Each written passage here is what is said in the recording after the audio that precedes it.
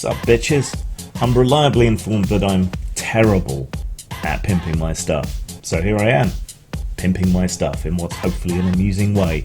If you want to interact with me and follow me, you can find me on Twitter at Grimasaur and at Mort_post for official announcements. Hello lovelies. Today we're going to be taking a look at the Mythic Britain and Ireland supplement for Vaesen, which was a kind of surprisingly engaging and good-looking game coming out of Free League. I know I normally alternate between gaming videos and political videos to try and reassert my left-wing credentials on social media to people, but I don't feel like it today, and the main thing I would want to comment on at the moment is Twitter and all the hypocrisy and nonsense going on around that. But I think enough people are doing that, probably. So instead, we're having some escapism. Now, obviously, I live in Britain, so this is kind of my manor, if you like.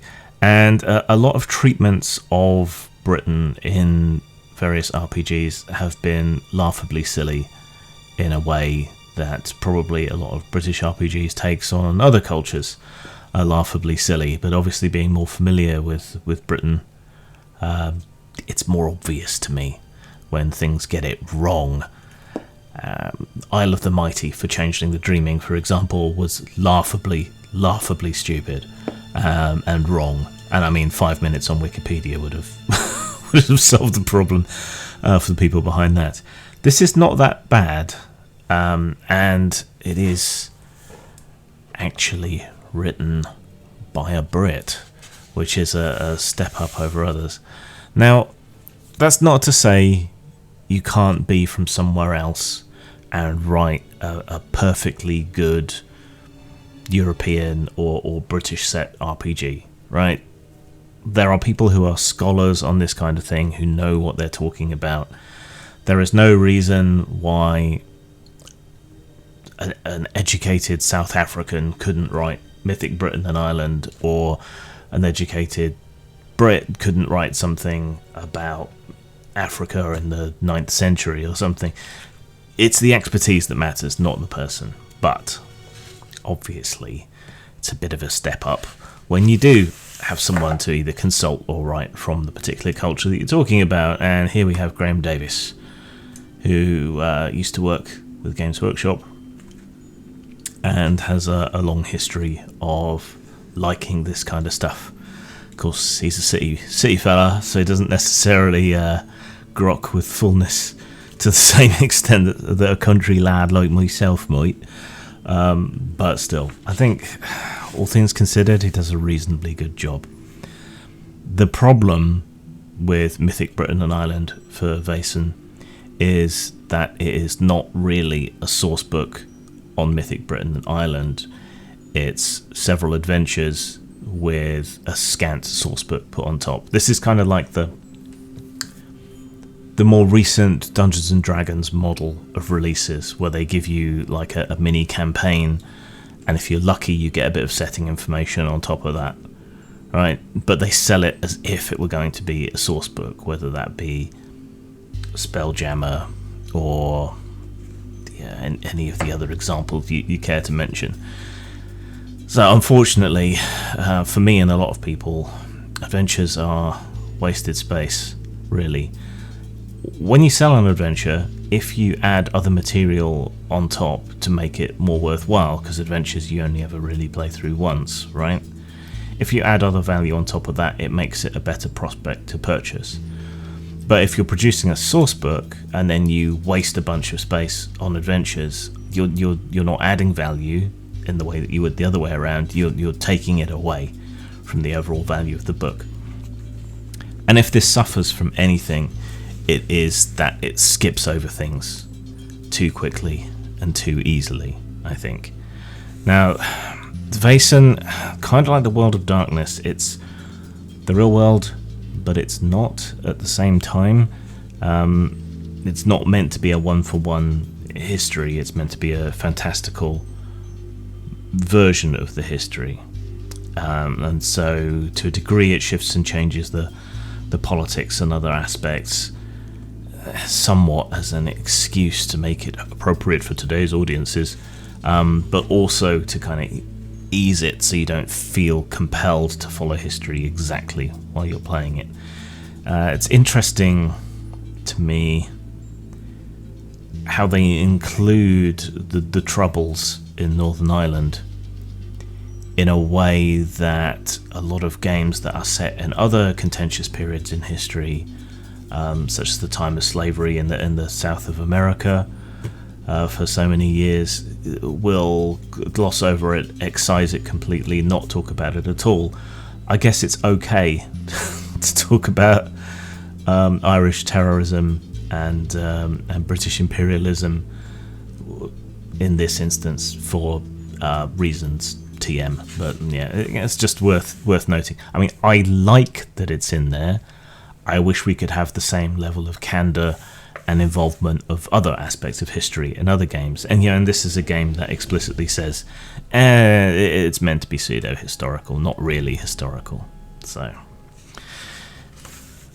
like I say, the problem is it really skips over things. Like, you could do a whole book on the British class system. Yeah, a little box out doesn't really cover it. I don't think. There are good ways you can handle this sort of thing. I think the model for me on how to deal with these kind of cultural things well is Legend of the Five Rings, where it's pseudo-Japanese, so that gives you a certain degree of familiarity through media, but it also drives home certain cultural points, like a gift must be refused 3 times, that sort of thing. And those are hooks that give you an insight and a way of playing, a way of stepping into that culture and understanding how it is different through its little rituals and oddities. Something that would probably be considered cultural appropriation or culturally insensitive these days, but for role-playing, I think it's a very useful thing to do. The brevity, whatever the bard said about brevity being the soul of wit, the brevity really lets this book down, especially given that so much space is wasted on adventures. Like, you should have at least a page on Edinburgh, not a paragraph on a box set, and a page on Glasgow, not a paragraph on a box set. And so it goes for all these other cities, and all the countryside in between. It might have been better to talk about the counties or the areas, and to pick out points as you went along.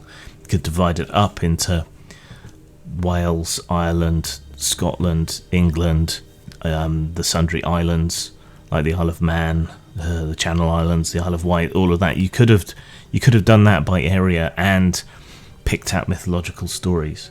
There's a great resource called Folklore, Myths and Legends of Britain. It's quite an old book now, but folklore doesn't really change that much. I mean, that's a huge block of a tome, but it really goes into things in depth and would probably be a better companion to Vaesen for doing adventures, despite not having any role-playing relation whatsoever than this is, unfortunately, because it just skims over things. London gets a bit more of an in-depth treatment, being the capital you would expect it to, but again it kind of skips over things that really could do with a page or 2 pages of description. So it's frustrating. I mean, to an extent, you can go online and you can find more information about all these places, and you can look up the various stories and oddities. But it would be nice to actually have it in the book that you bought.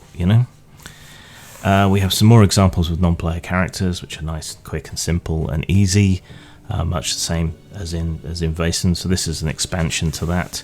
A few historical celebrities or figures that you might run into.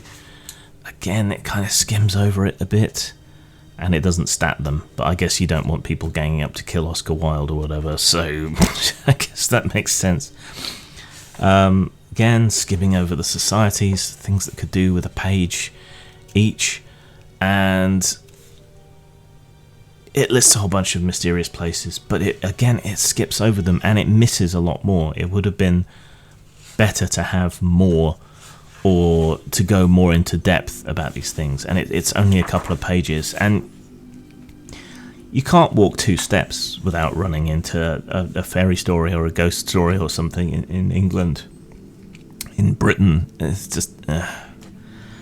And there's a bit of a confusing mix of Celtic and other mythology, but then that's what Britain is. We're a mongrel nation in terms of our genetics and in terms of our mythology. We have a bit of everything and different interpretations on all sorts of things.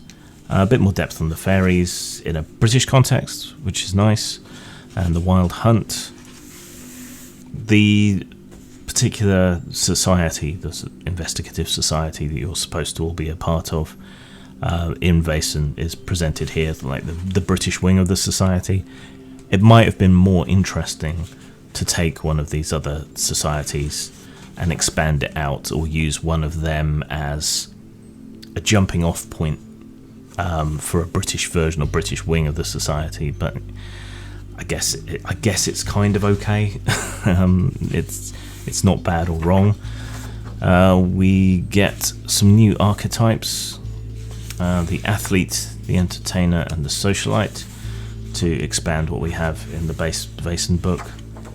Yeah, they're interesting and somewhat appropriate. It might be fun to play a stage magician or an escapologist investigating things, supernatural weirdness.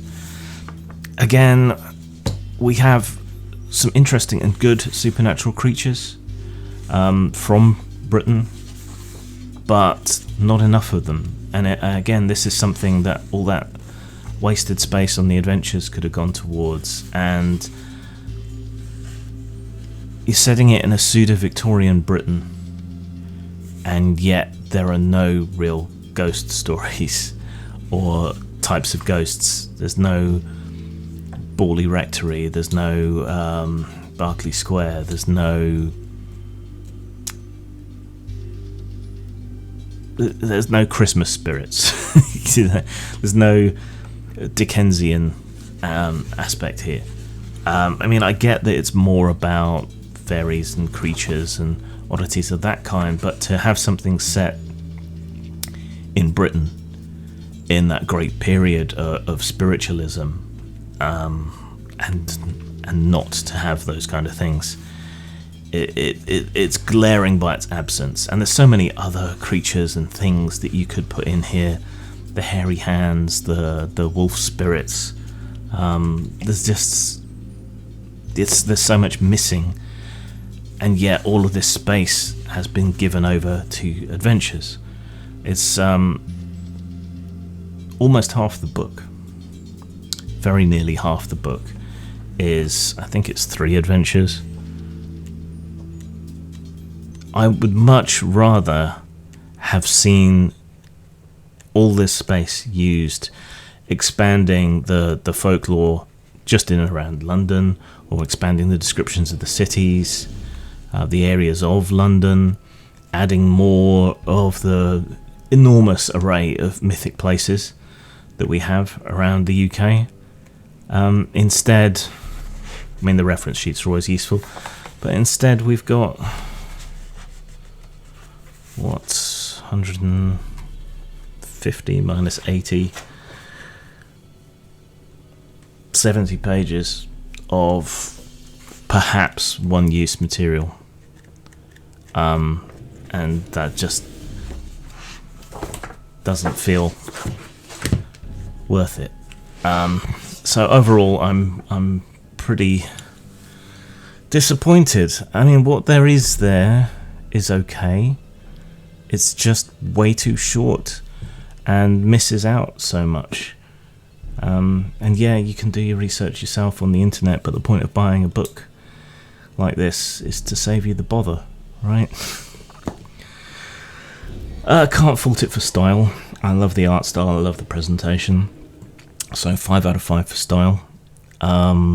Substance, only about half the book is useful, so that instantly takes us down at least to 3, and then it's very terse skims over a lot, misses out a lot of which would seem obvious to me. Some of that's just the choice of the author or whatever, but even so, Substance 2, I think. So that's 7 out of 10, or 3.5 out of 5. It's pretty. If you're not from the UK, maybe this is useful as a primer. If you are from the UK, I would save your money and try and get a copy of Folklore, Myths and Legends of Britain on eBay or something, but they're pretty expensive these days. Maybe there's a reprint, I don't know. Zang. Please mind the gap between the train and the platform. Neverwhere is a book by Neil Gaiman and a TV series from 1996, which has also been produced as a radio play and as a graphic novel. I secured permission in 1997 from Crucial Films and Neil Gaiman's agent to produce a semi-official Neverwhere role-playing game, provided that it not be done for profit. With the Neverwhere RPG, you can follow in the footsteps of the Lady Door and Richard Mayhew Dick in exploring London's mysterious underside, the twilight world just out of sight of normal people. Beware of Knight's Bridge, avoid the Seven Sisters, be cautious of Turnham Green, and walk the byways of the floating market. Neverwhere uses the description system, a bridge between descriptive prose and dice mechanics, to let you really bring your words to life. Available for free at drivethrurpg.com.